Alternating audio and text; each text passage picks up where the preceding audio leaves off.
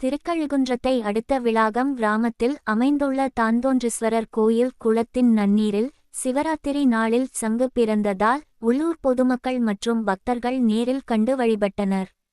செங்கல்பட்டு மாவட்டம் திருக்கழுகுன்றம் ஒன்றியம் விளாகம் கிராமத்தில் பிரசித்தி பெற்ற தான்தோன்றீஸ்வரர் கோயில் அமைந்துள்ளது. இக்கோயிலில் மகா சிவராத்திரியையொட்டி சிறப்பு பூஜைகள் நேற்று முன்தினம் நடைபெற்றன. இந்நிலையில் கோயிலுக்கு அருகில் அமைந்துள்ள கோயில் குளத்தின் கரையில் சங்கு ஒலிக்கும் சத்தம் கேட்டுள்ளது. இதையடுத்து கோயில் பணியாளர்கள் குளத்துக்கு சென்று பார்த்தபோது நன்னீரில் சங்கு ஒன்று படிக்கட்டு நீரில் மிதந்துள்ளது. இதையடுத்து ஊர் பொதுமக்கள் மற்றும் பக்தர்கள் சங்கை பத்திரமாக எடுத்து ஒரு தட்டில் தண்ணீர் நிரப்பி அதில் வைத்தனர். பின்னர் கோயிலுக்கு எடுத்து சென்று சிறப்பு பூஜைகள் செய்தனர்.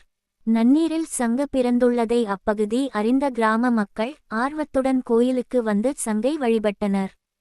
திருக்கழுகுன்றத்தில் அமைந்துள்ள வேதகிரீஸ்வரர் சந்நிதி வீதியில் சங்கு தீர்த்த குளத்தில் 12 ஆண்டுகளுக்கு ஒருமுறை நன்னீரில் சங்கு பிறப்பது ஐதீகமாக கருதப்படுகிறது. மேலும் கடந்த 2024ஆம் ஆண்டு மார்ச் மாதம் பிறந்த சங்கை வடமாநிலங்கள் உட்பட பல்வேறு பகுதிகளை சேர்ந்த பொதுமக்கள் பார்த்து வழிபட்டது குறிப்பிடத்தக்கது.